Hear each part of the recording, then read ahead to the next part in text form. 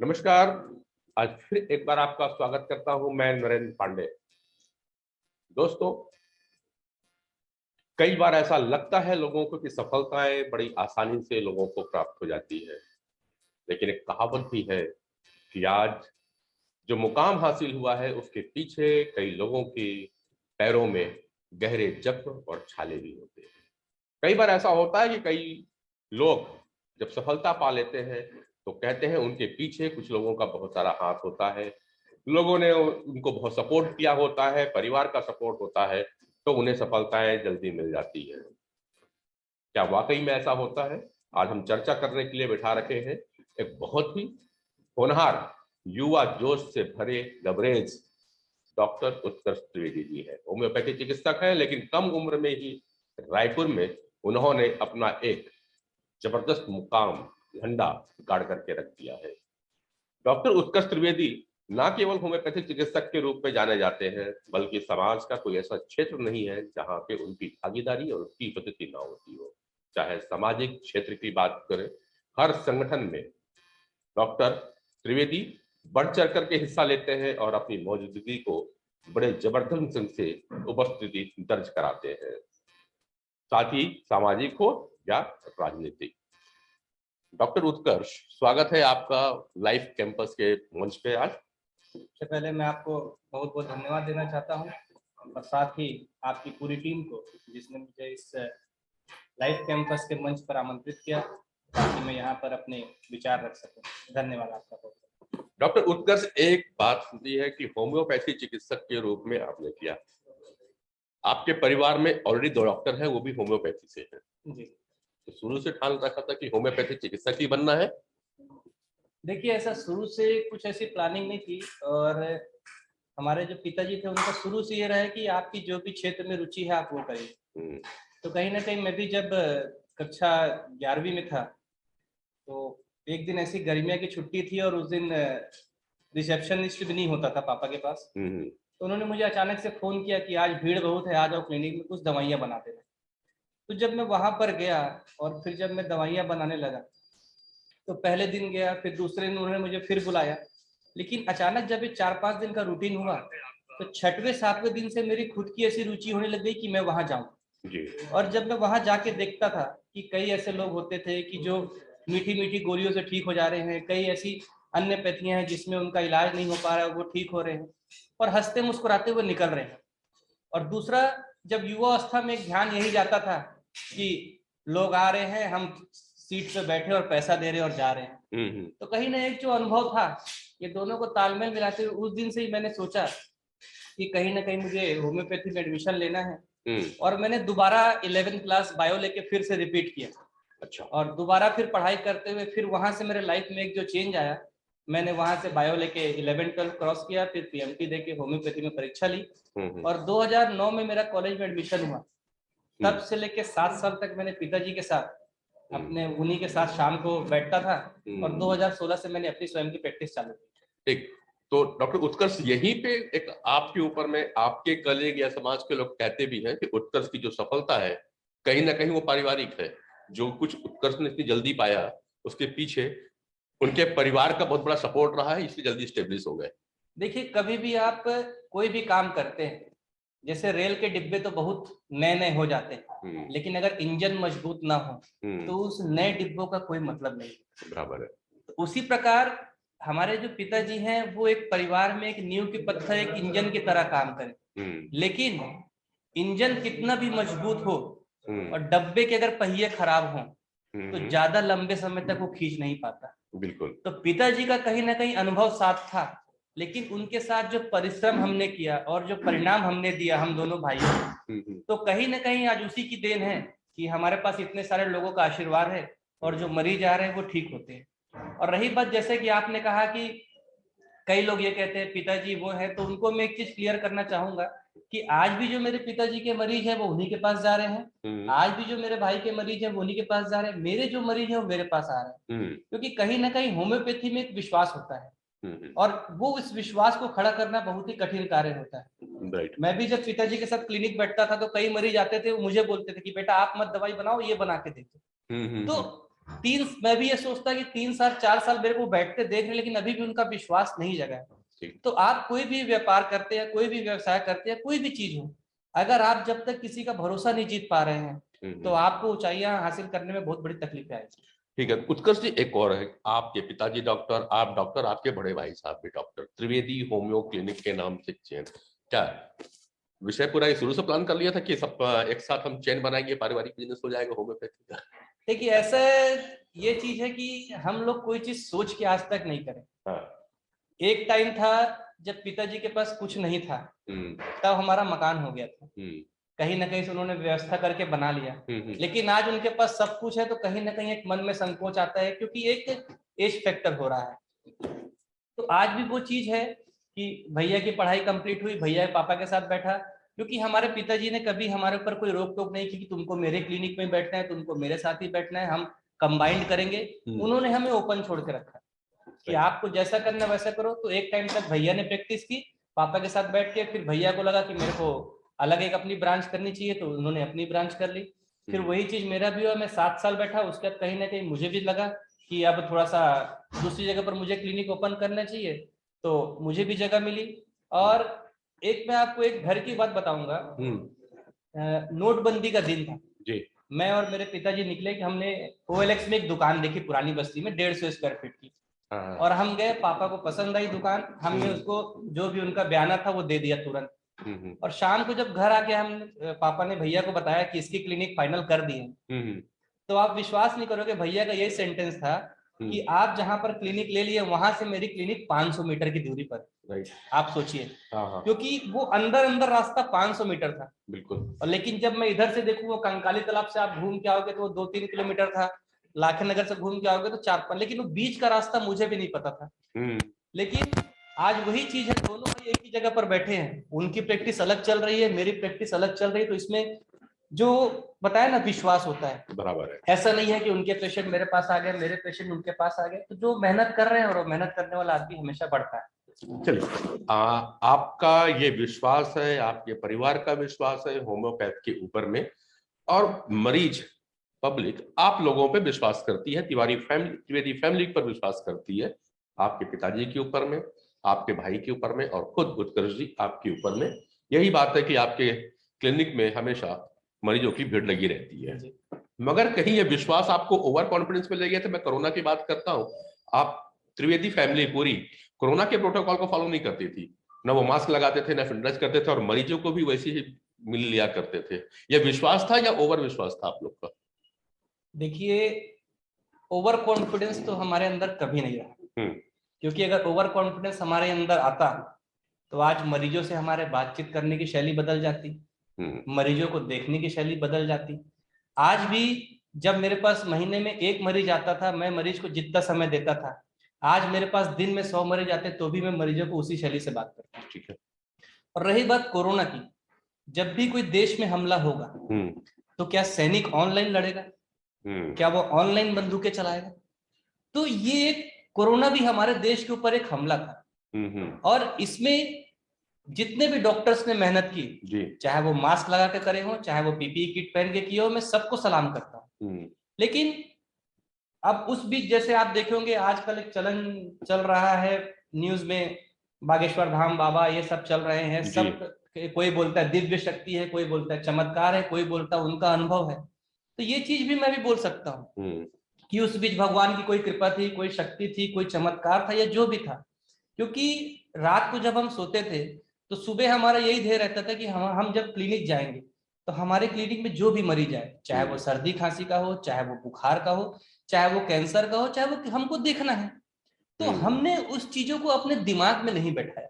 क्योंकि आप देखे होंगे कोरोना वहीं पर ज्यादा डिस्टर्ब आपको मेंटली किया जहां पर आपका कन्वर्जेशन बंद हो गया। बिल्कुल ठीक। कई जगह पेशेंट जा रहे थे तो इतनी भीड़ थी, डॉक्टर्स बातचीत नहीं कर पा रहे थे, डॉक्टर नहीं मिल पा रहे थे, कई जगह बेड हाउसफुल थे, कई जगह तो वो जो मानसिक आघात मरीजों को पहुंच रहा था, उससे कहीं ना कहीं उनको ज्यादा दिक्कतें आ रही थी। तो उसी मानसिक चीजों को हमने एक मानसिक संबल बढ़ाते हुए मरीजों को एक मानसिक संबल दिया, उनसे बातचीत की, लगातार बैठे, क्योंकि मैं खुद अगर डरा रहूंगा तो मेरे मरीज कैसे स्ट्रांग होंगे। ठीक है। तो एक उनके सामने एक एग्जाम्पल सेट करने के लिए कहीं ना कहीं हमने उनको एक आत्मविश्वास दिया कि नहीं देखो हम भी ऐसे ही बैठे हैं, हम भी आपको देख रहे हैं और इसको कहीं ना कहीं आप प्रिकॉशन रखो, लेकिन ये छुआछूत को ज्यादा दिमाग पे ना बैठो।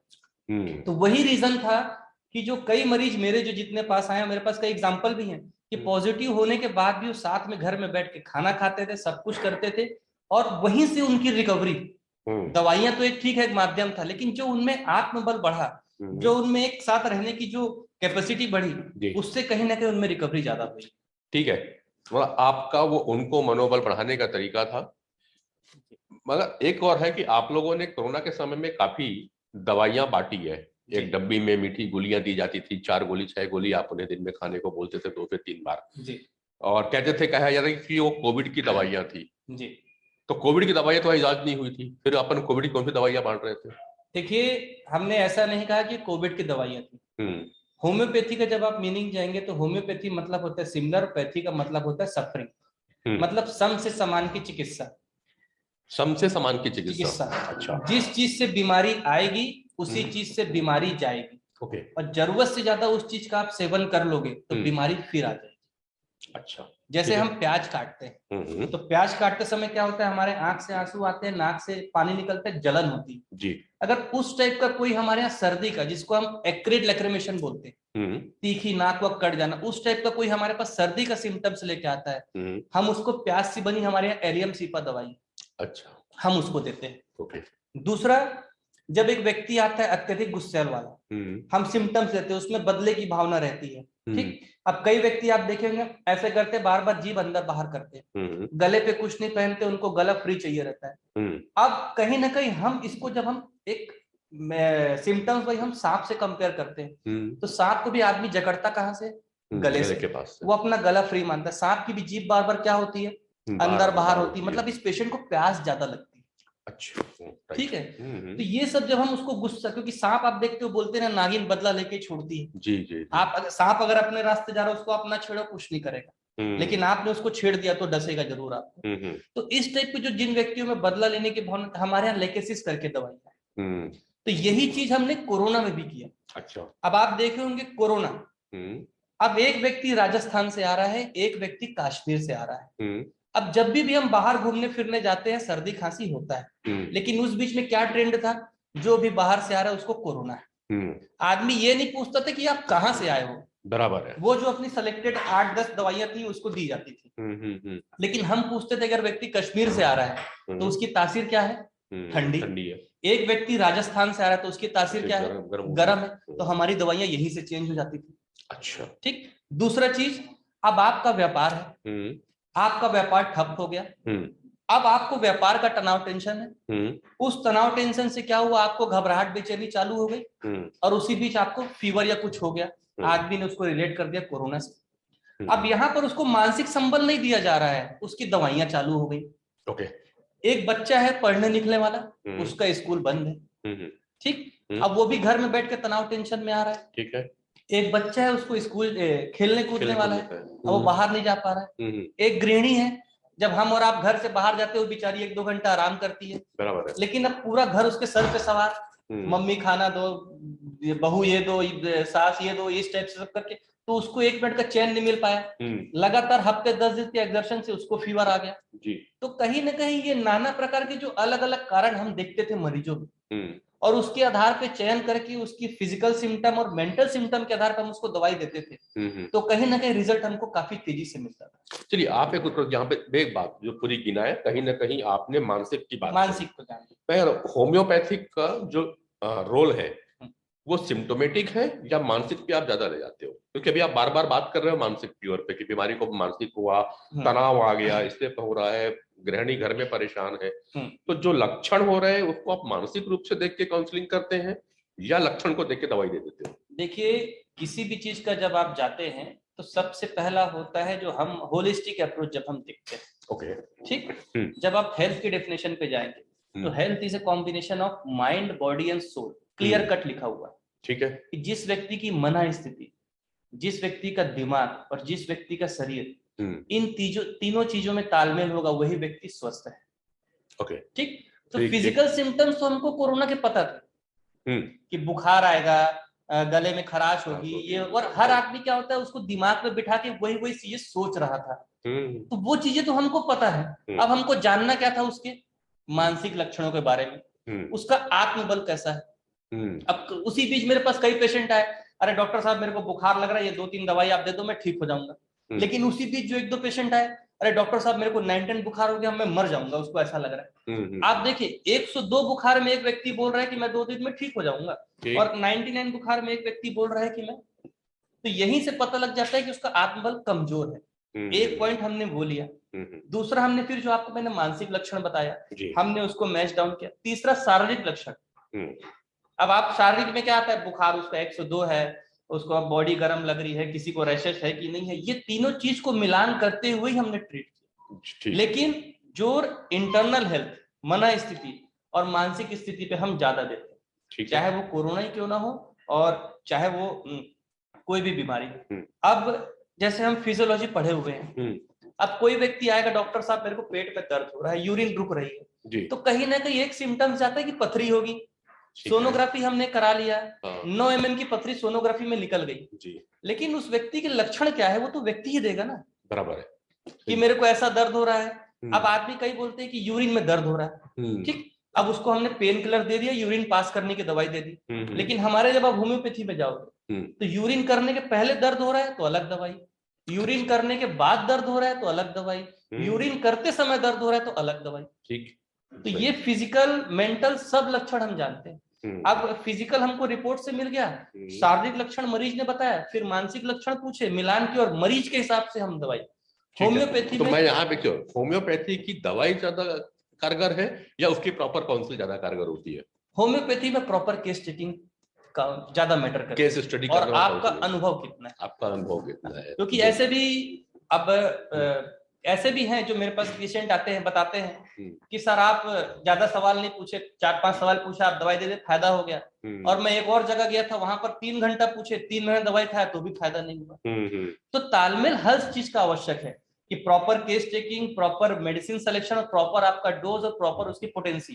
ठीक, जब तक आप मैं बताया ना होलिस्टिक अप्रोच, आप सिंगल चीजों पे नहीं जा सकते, आपको सबको देखना। आपने बात करी होलिस्टिक पे हम और भी बात करेंगे। और जब होलिस्टिक की बात आती है, जब आदमी को होल देखना है तो मनुष्य जो है एक सामाजिक प्राणी है, और समाज में उसके विचारों का आदान प्रदान होता है, और हमारे विचार जो है वाइब्रेशन के रूप में चलते हैं। मनों को और विचार अगर वेद की बात मान लें उत्कर्ष जी, तो ये कहा जाता है कि हमारे अंदर में बॉडी के चक्र होते हैं, और हमारे यहाँ पे उन चक्रों को और उन औरों को बड़ा महत्व दिया गया है कि अगर कोई बीमार है तो कहते उसका ऑरा डाउन हो जाता है, और कोई अच्छा हेल्दी पर्सनालिटी है तो उसका ऑरा काफी स्ट्रांग होता है। और हमारे यहाँ पे भगवानों के पीछे में काफी एक चक्र सा बना होता है जो उनकी ऑरा को प्रदर्शित करता है। उत्कर्ष जी, दूसरा आरोप आप पे लग जाता है कि आप अपनी प्रैक्टिस को बढ़ाने के लिए, अपने आप को ब्रांडिंग करने के लिए आप समाज की हर गतिविधि पहुंच जाया करते हैं। देखिए, अगर आपको दिखा होगा तो मैंने समाज की जितनी भी गतिविधियां की हैं तो लगभग मैंने उसमें अपने क्लिनिक का बैनर शायद ही 1 या 2 बार यूज किया होगा। क्योंकि हर किसी का एक, जब आप जीवन में आए हैं, लाइफ में आए हैं, तो जब आप दूसरों के लिए जियोगे तभी आपकी पहचान होगी। और आज यही स्टेटस मैंने अपने फेसबुक में भी डाला, अपने लिए तो हर कोई जीता है। बिल्कुल। तो मेरा भी कहीं ना कहीं ध्येय था, सब कुछ था, क्योंकि हमारे होम्योपैथी में प्रिवेंटिव की लगभग कई सारी दवाइयां हैं, चाहे वो डेंगू हो, चाहे वो चिकन पॉक्स हो, इवन कोरोना जो आया था, ऐसे कई चिकनगुनिया, ये सारी चीज के। तो एक वो फेस था जब मेरे पास एक्टिवा हुआ करती थी, कार भी नहीं थी, तो हमेशा 100-200 शीशी मैं अपनी गाड़ी की डिक्की में रखता था। बराबर। और जब चलता था, कहीं जाता था, तो मेरे जो भी रूट आता था बस्ती का, मैं वहां खड़ा हो जाता था और दवाई बांट के दे देता था कि इसको आप सुबह दोपहर शाम खाना है, डेंगू नहीं होगा। नहीं, मैंने ये कई जगह देखा है। आप चाहे वो डेंगू होती हो, मलेरिया होती हो, या जॉन्डिस का समय आ जाता है कि पीलिया बड़ी मोहल्लों में, तो हमने देखा कि उत्कर्ष त्रिवेदी दवाई बांटते हुए दिखाई दे जाते हैं।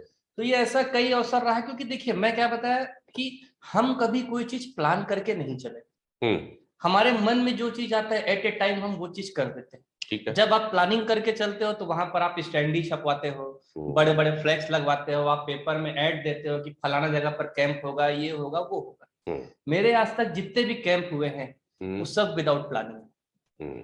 और जब बात आती है, जब समाज से जुड़े हैं तो कहीं ना कहीं कोई राजनीतिक से भी जुड़े हैं, तो कई बार फोन आ जाता है कि डॉक्टर साहब यहाँ पर कैंप लगाना है, तो वहां के लोग पूरी व्यवस्था करते हैं और मैं जिन डॉक्टरों को बुलाता हूँ उनके सब लगते हैं फ्लैक्स वगैरह सब। नहीं तो आप तो राजनीति में कॉलेज में जाकर छात्र नेता बन गए, पढ़ने गए तो नेतागिरी करने चालू कर देते आपने।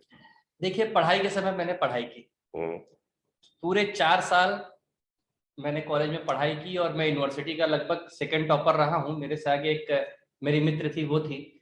और जब कॉलेज लाइफ मेरी खत्म हुई तो उसके बाद का जो समय इंटर्नशिप का था, तब छात्र संघ चुनाव आ गया। क्योंकि कॉलेज की सभी गतिविधियों में बढ़ चढ़ के हिस्सा लेता था, तो हमारे प्रचार महोदय का कहना था कि उत्कर्ष तुम लड़ो, हम तुम्हारे साथ हैं। तो जब आपको संस्था प्रमुख ही आपको सपोर्ट कर रहा है, सब कुछ कर रहा है, और जब मैं अध्यक्ष नहीं था तब भी मैं सारे काम करता ही था। उसके पहले ही हमने कॉलेज में वाईफाई लगवा दिया था सर से बात करके। जितनी कोई भी रिपब्लिक डे या इंडिपेंडेंस डे का कार्यक्रम आता था, सर बोलते थे उत्कर्ष तुमको करना है, तो हम करते थे। तो कहीं ना कहीं जो एक मैनेजमेंट की छवि थी और आगे चल के काम करने की छवि थी, और जो हमारे कॉलेज के उस समय पिंपले सर जो थे हमारे, जिन्होंने मेरी प्रतिभा को समझा और मुझे छात्र संघ अध्यक्ष का चुनाव लड़वाया और मैं जीता, मुझे मेरे जूनियरों का, मेरे साथियों का सहयोग मिला। तो आज कहीं ना कहीं जो मैं राजनीतिक छवि है मेरी और जिस ओर मैं आगे बढ़ा हूँ, मेरे घर परिवार के साथ, मेरे दोस्त सर के साथ, कहीं ना कहीं प्रचार महोदय का भी एक अहम योगदान है, क्योंकि मुझे पहचान उस छात्र संघ चुनाव के बाद ही। बिल्कुल, पर एक चीज और भी है कि राजनीति की ओर झुकाव आपका हो गया है, कहीं ये विरासत है? पिताजी भी आपके राजनीतिक दल को सपोर्ट करते हैं? देखिए झुकाव क्या होता है, जब आप कहीं ना कहीं एक सामान्य जीवन में जीते हैं तो एक किसी न किसी का लगाव रहता है। ठीक है, ठीक। अब कोई रहता है कि वो इसको मानता है, कोई रहता है वो उसको मानता है, कोई रहता है वो इसको मानता है। अब आप देखेंगे कई लोग हैं, कोई हनुमान जी को मानता है, कोई शंकर जी को मानता है, कोई इसको मानता है, सब जिसकी प्रति जिसकी श्रद्धा रही है। तो हमारी शुरू से श्रद्धा रही थी भारत देश के ऊपर, ठीक, कि राष्ट्रवाद हमारा भारत देश अच्छा हो, अच्छे से हम सब चले आगे बढ़े, एक डेवलपिंग कंट्री हो, सब कुछ हो। तो कहीं ना कहीं उसमें जो एक झुकाव था वो भारतीय जनता पार्टी की तरफ शुरू से रहा था। तो वही कहीं ना कहीं जो पिताजी को हम बताते ना, देखते देखते फॉलो करे हैं, लेकिन उन्होंने हमारे लिए अप्रोच कहीं नहीं किया कि मेरा बेटा है आप इसको राजनीति में ये दे दो, मैं ये कर रहा है इसको ये दे दो। तो जहां भी हमने किया अपनी मेहनत करते रहा, और पार्टी को भी कहीं ना कहीं मेरी मेहनत दिखी, और जो मेरा इंटरेस्ट था आज उसी के अनुरूप उन्होंने आज की डेट में मुझे युवा मोर्चा में सोशल मीडिया का प्रदेश का सह प्रभारी का दायित्व मिला है। और लेकिन आज भी मेरी पहली प्रायोरिटी जो है मेरी क्लिनिक है, और ये चीज मैं वहां भी बोल के रखा हूँ। यहाँ से मुझे जो समय मिलता है मैं उसका उपयोग सामाजिक और राजनीतिक। आपको एक अच्छी राजनीतिक पार्टी में एक महत्वपूर्ण दायित्व दिया गया है जो कि आज के वर्तमान समय में बहुत महत्वपूर्ण है, वो सोशल मीडिया के आप संयोजक सह प्रभारी के रूप में कार्य दायित्व को देख रहे हैं।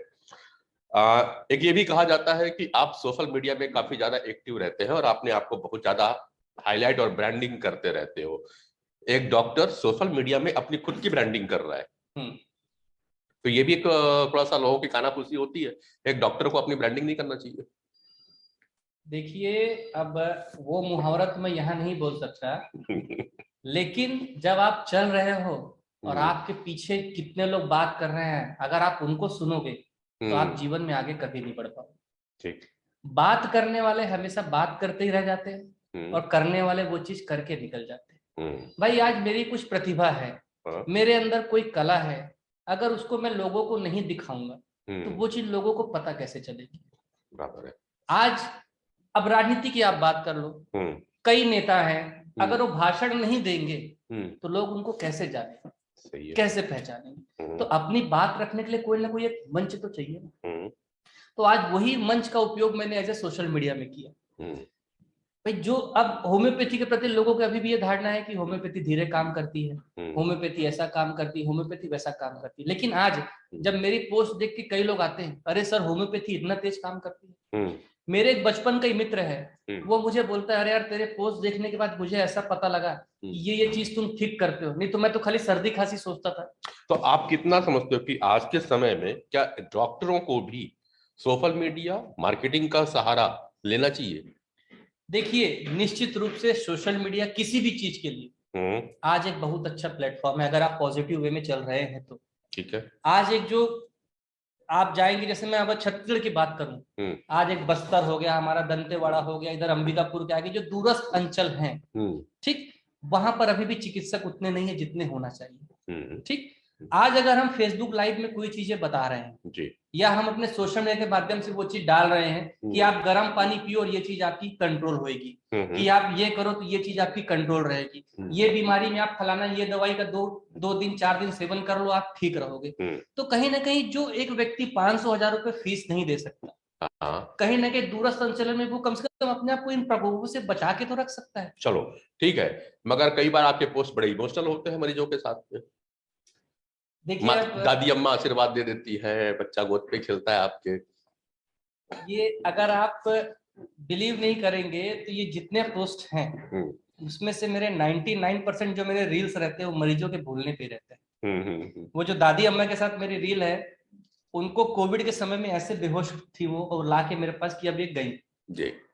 उस समय उनको मैंने दवाइयां दी और आप बिलीव नहीं करोगे उस दादी अम्मा ऐसा रिकवरी हुई और उनकी 96 वर्ष आयु है और वो आज भी मेरे क्लिनिक अकेले आते हैं चल के, ना उनको चश्मा ना उनको लाठी, कोई चीज की जरूरत नहीं। और जब उनका ट्रीटमेंट चला मैं उनसे पैसा ना के बराबर ही लेता था, मैं उनको बोला जो आपकी स्वेच्छा हो दे देना।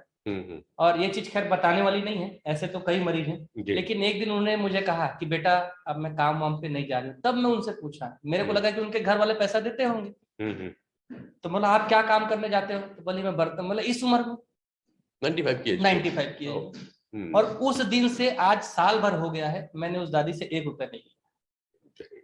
और ऐसे ही मैं एक बाजू में, मेरे क्लिनिक के बाजू में एनजीओ है, वहां पर मुझे बुलाया गया कि आप कुछ बुजुर्ग रहते हैं जो बेसहारा हैं, इनका आपको देखरेख करना है, आपका जो भी पेमेंट होगा हम कर देंगे। मैं कर गया तो उन्होंने मुझे पैसा दिया, मैं नहीं लिया। और उसी दिन मैंने ऐलान किया कि जितने बुजुर्गों का, मैंने करीबन 25 थे, मैंने बोला इनका आजीवन में फ्री में इलाज करूंगा। और उन 25 में से 10 मेरे पास आए और 10 में से 4 भी आज विगत 2.5 वर्षों से रेगुलर है। चलिए, तो मेरा जो समाज के प्रति कर्तव्य, जरूरी नहीं है कि आप कहीं जाओ आप 1 लाख रुपए दान दो वही चैरिटी है। मेरे क्लिनिक में मैं डेली 2-4 मरीजों की फ्री में सेवा कर देता हूँ, मेरे लिए वो बहुत बड़ी चैरिटी। चलिए, अब उत्कर्ष जी, एक जो आपने कहा कि दवाइयां दे रहे हैं लोग, फटाफट आराम मिलता है, 2 भ्रांतियां बड़ी होम्योपैथ के साथ में चलती चली जा रही हैं। पहली भ्रांति, होम्योपैथ की दवा जो होती है बहुत देर से असर करती है और होम्योपैथी डॉक्टर एक मरीज अगर पकड़ में आ गया तो उसे साल भर तक रगड़े रहता है, धीरे धीरे धीरे 15 दिन दवाई, महीने भर की दवाई, वो चलता रहता है और बीमारी को ठीक होने में लंबा समय ले लेते हैं। देखिए, यहाँ पर मैं वही एक बात आऊंगा कि होम्योपैथी दवाइयां कहीं से स्लो नहीं है।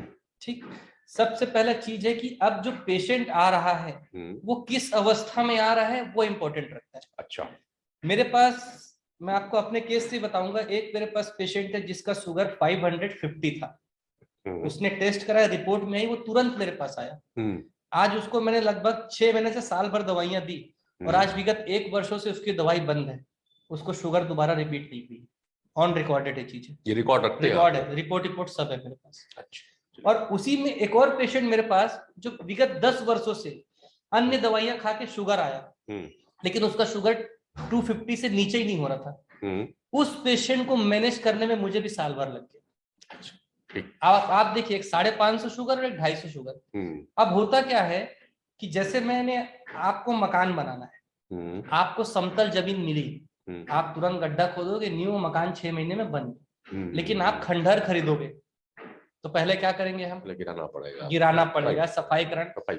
तो जो व्यक्ति घूम घाम के आता है, होम्योपैथी आज की डेट में एक, अगर मैं ये गलत भी नहीं होगा बोलना, भगवान का मंदिर हो गया कि आखिरी में आदमी आता है, घंटा बजाता है कि अब मुझे बचा लो। अच्छा। जब सारे रास्ते बंद होते तब आदमी उसमें आता है और वहां पर वो उम्मीद करता है कि जल्दी ठीक हो जाए। तो कुछ ऐसे केसेस रहते हैं जैसे कैंसर हो गया, कुछ हो गया, इन सब केसेस में समय लगता है। लेकिन आज जो सर्दी खांसी हो गया, जो बुखार हो गया या अन्य, ये तो फटाफट एक्यूट केसेस में इंजरी हो गई। मेरे पास एक बच्चा आया था, उसका नाक ऐसे फट गया था, पूरा ब्लीडिंग हो रहा था, मैंने उसको फटाफट दवाई दी, आज 2 दिन में वो ओके हो गया बच्चा, ना कोई टाका लगा ना कुछ लगा। एक मेरे पास बच्ची थी, पूरा जल गई थी, उसको मैंने 15 दिन में पूरा रिकवर किया। उनके पिता खुद एलोपैथी के डॉक्टर थे। लेकिन उनका विश्वास मेरे प्रति था। चलो एक और होता है, एक और बात करती, होम्योपैथी वाले बोलते बड़ी बड़ी बातें और रिजल्ट कम निकलता है। नपुंसक बांझपन का इलाज है, बोले हम यूं कर देते हैं ठीक हो जाता है, कैंसर तक की दवाइयां हम ला के दे देते हैं। मगर जब आती है, मैं जहां जहां की जो भ्रांतियां मैं रख रहा हूँ आपके सामने में, बिल्कुल सही, आप युवा है तो जोश के साथ तो बता। ये भारत देश और यहाँ अभिव्यक्ति की आजादी, बोलने में ना पैसा लगता है, टैक्स लगता है, ना कुछ लगता है, तो आदमी कुछ भी बोल।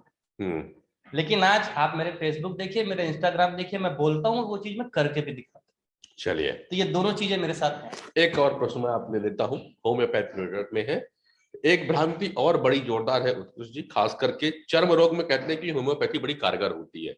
लेकिन ये कहा, और कई पेशेंट को भी हमने देखे हैं अपने यहाँ भी, कि उन्हें डर्मा डिसीज थी, उन्हें चर्म रोग था, और वो होम्योपैथी की दवाइयां लिए, अचानक वो एग्रीवेट हो जाता है, बढ़ जाता है उनका चर्म रोग, कपोले तक काफी तेजी से निकल आते हैं।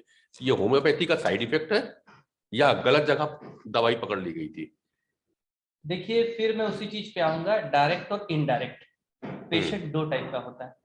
आज आपको स्किन डिजीज हुआ, आप सेम टाइम में होम्योपैथ के पास जाओगे तो डिजीज आपकी बढ़ेगी।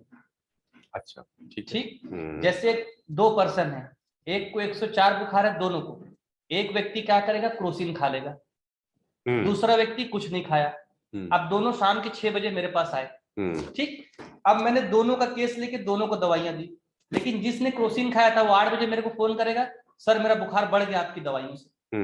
वो मेरी दवाइयों से नहीं बढ़ा, वो आपकी जो पुरानी दवाई आप लिए थे उनका असर खत्म हुआ तो बीमारी वापस आ गई। लेकिन वही जिसको मैं 104 को दिया था, वो मेरे को 9 बजे फोन करेगा, सर मेरा बुखार 102 हो गया। नहीं तो 104 वाले का अगर मैं बढ़ाऊंगा तो वो, तो उसी प्रकार जैसे मैंने आपको शुगर के भी केस में बताया और इसके केस में बताया कि अब आपको यहाँ पर क्या है, एक स्पॉट है, ठीक। अब वो स्पॉट धीरे धीरे आपको फैल गया, अब हम क्रीम लोशन पाउडर लगाए, अब आखिरी में आपका ये स्पॉट बच गया, क्योंकि रूट क्या था, यही था।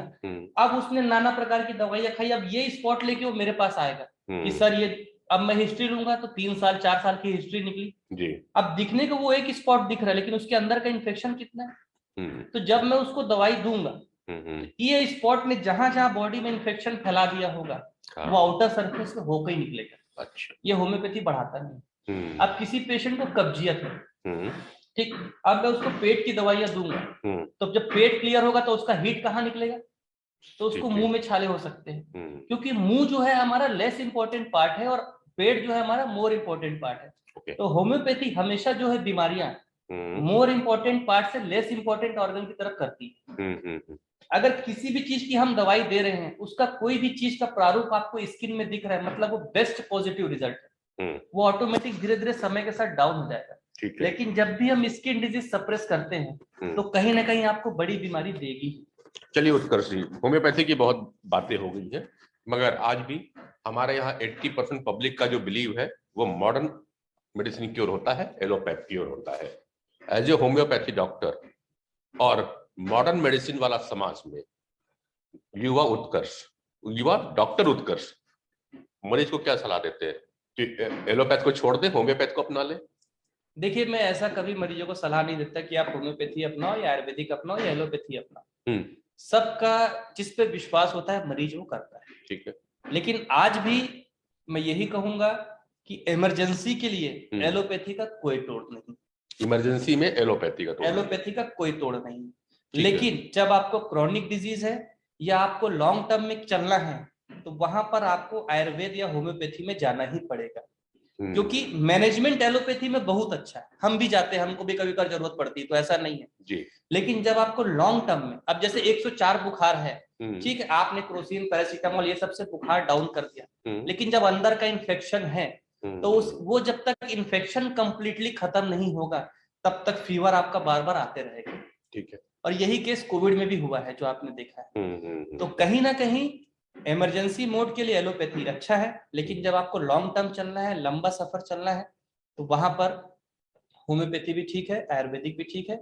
और जिसका जिसमें विश्वास है, स्वतंत्र भारत है, पेशेंट भी स्वतंत्र है, जिसको जहां सुविधा लगे वहां इलाज कराए, मेरे तरफ से या मेरे पैथी की तरफ से कोई रोक टोक नहीं। चलिए तो मित्रों, आप देख रहे हैं प्रोग्राम लाइव कैंपस और आज थे पर्सन टू पर्सनालिटी में डॉक्टर उत्कर्ष त्रिवेदी। खुल के बात फिर सामने आ रही, जो यहाँ भी इस मंच पे आने वाले अक्सर चिकित्सक कहते हैं कि मॉडर्न मेडिसिन के साथ साथ में अब समय आ चुका है इंटीग्रेटेड होलिस्टिक हेल्थ केयर का। यानी एक पैथी से पूरे रोग का निदान नहीं किया जा सकता, क्योंकि रोग तो सिम्टम है जो उभर के आपके शरीर पे दिखाई देता है, और बीमारी पूरे शरीर में अंगों पे हो जाती है। और मुख्य रूप से बीमारी, चाहे जितने भी यहाँ पे चिकित्सक बैठते हो, एलोपैथ वाले भी मानते हैं, आयुर्वेद के चिकित्सक को भी आपने मेरे मंच पे सुना और आज होम्योपैथ को भी सुना, सबका एक सूत्र में मानना होता है कि बीमारी की शुरुआत कहीं ना कहीं मन से होती है। इस पे एक चीज मैं बस आखिर में दर्शकों के लिए कहना चाहूंगा कि जैसा कि हेल्थ की डेफिनेशन होता है, health is a combination of mind, body and soul. आत्मा, दिमाग और शरीर। कोई भी चीज सबसे पहले आपके मन पे आती है। जैसे मुझे कुछ खाने की इच्छा है तो मन से आएगी, कहीं घूमने जाने की इच्छा है तो मन से आएगी, कोई मुझे कुछ बोल दे वो बातें मेरे मन पे लगेंगी। तो सबसे पहला अटैक जो आपके मन पे होता है वही आपका इंटरनल हेल्थ है। अब मन में जो चीज आती है उसको दिमाग सोचता और विचार करता है। अब मेरे को समोसा खाने की इच्छा है तो समोसा कहाँ मिलेगा, ये दिमाग का काम है। मेरे को घूमने जाना है तो अब घूमने कहाँ जाऊं, आपस में 4 लोग बैठ के दिमाग लगाएंगे। उसने मुझे गाली दे दी तो मेरा दिमाग सोचेगा। अब मेरा दिमाग पॉजिटिव है, अरे छोड़ हटा, उसका काम है बोलना, मैं अपना काम करता हूँ। लेकिन मेरा दिमाग थोड़ा सा भी डिस्टर्ब हो गया तो मैं वही सोचता रहूंगा कि मुझे उससे बदला कैसे लेना है, क्या करना है, क्या लेना है। तो मन में जो चीज आती है दिमाग सोचता है, और दिमाग जैसा सोचता है वैसा शरीर दौड़ पड़ता। अब उस दुकान में समोसा खाते हुए कौन दिखेगा, आपका शरीर। उस व्यक्ति को मारते हुए कौन दिखेगा, आपका शरीर। फलाना जगह पे घूमते हुए कौन दिखेगा, शरीर। तो फिजिकल रिएक्शंस जो होते हैं 95% उसके पीछे का कारण हमारा दिमाग और मन होता है। और जब मन की सोची हुई चीजें पूरी हो जाए तो शरीर और दिमाग फ्री। बिल्कुल। और जब वो पूरी नहीं होती है तो प्रेशर माइंड में डेवलप होता है, और जैसे जैसे आपका मानसिक प्रेशर बढ़ता जाता है तो शरीर में जो है रक्त का संचार वो डिस्टर्ब होता है। और जो मेरा मानना है और जो मैं सोचता हूँ कि जब भी आपका मेंटल प्रेशर बढ़ेगा तो शरीर का जो भी सबसे कमजोर अंग होता है या जो भी वीकेस्ट पार्ट होता है या जिस भी बॉडी पार्ट का उपयोग आप ज्यादा करते हो वो डैमेज हो जाता है। अब जैसे किसी व्यक्ति का रूटीन अच्छा नहीं है, खान पीन उसका समय पे नहीं है, अब वो मेंटली डिस्टर्ब होगा तो कहीं ना कहीं उसको डाइजेशन की प्रॉब्लम होगी। बिल्कुल ठीक। अब कोई व्यक्ति है जिसको हल्का फुल्का शरीर में राह चलते दर्द होता है, कुछ भी नॉर्मल रूटीन में ठंड गर्म में, अब उसको फिर स्ट्रेस बढ़ा तो कहीं ना कहीं उसको न्यूरोलॉजिकल डिसऑर्डर होना है। ये चीजें हैं। शुगर, बीपी, थायराइड, ये कहीं ना कहीं स्ट्रेस की देन। तो मेरा सभी दर्शकों से आपके चैनल लाइफ कैंपस के माध्यम से यही निवेदन है कि मानसिक तनाव, टेंशन से बचें, अपना आत्मसंबल बढ़ाए रखें और रूटीन पे खाना पीना करें। क्योंकि जिस व्यक्ति का पेट और जिस व्यक्ति का दिमाग, ये दो चीज सही होगा, उसके बीमार होने के चांसेस 99% कम हो जाते हैं। बिल्कुल। तो दर्शकों, डॉक्टर उत्कर्ष ने वो संदेश दे दिया जो मैं आपको देना चाह रहा था। बीमारी का प्रमुख घर जो है वो मन होता है। आप जैसा सोचेंगे वैसा ही आपका शरीर बनता है, और जैसा शरीर कार्य करता है वैसा ही मन हो जाता है। यह मन का और शरीर का बड़ा शानदार सामंजस्य है। लेकिन आज की भाग दौड़ भरी जिंदगी में मन को आप स्वतंत्र कर चुके हैं। मन आपके मन से नहीं चलता, वो अपने हिसाब से चल रहा है और आप बस बेहोश में चले जा रहे हैं। तो इसलिए समय आ चुका है डॉक्टर उत्कर्ष द्विवेदी की बातों को लेते हुए मेरा यानी लाइफ कैंपस में एक नया प्रोग्राम सोमवार से शुक्रवार रात 8 बजे से प्रारंभ हो रहा है, मस्तक पर दस्तक।